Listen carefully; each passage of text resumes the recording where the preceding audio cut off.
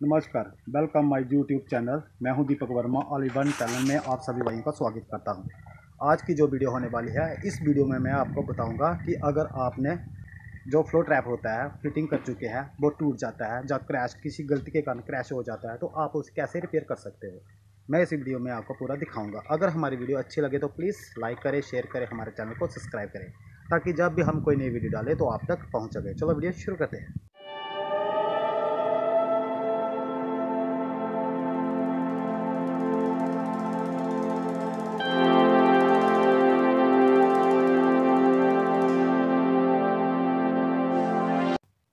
दोस्तों, आप देख सकते हो कि ये फ्लो ट्रैप बीच में से टूट चुका है और पानी आगे नहीं जा रहा पाइप में। अब हम इस फ्लो ट्रैप को निकालेंगे और नया लगा के दिखाएंगे ये कैसे लगाया जाता है। आप पूरा वीडियो देखोगे तो आपको पता चलेगा कि नया कैसे लगाया जाएगा।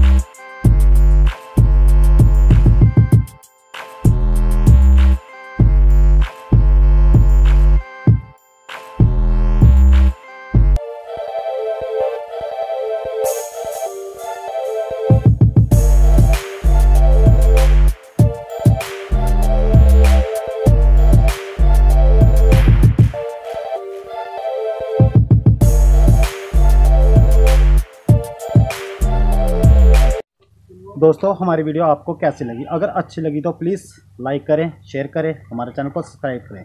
आज के लिए बस इतना ही। धन्यवाद।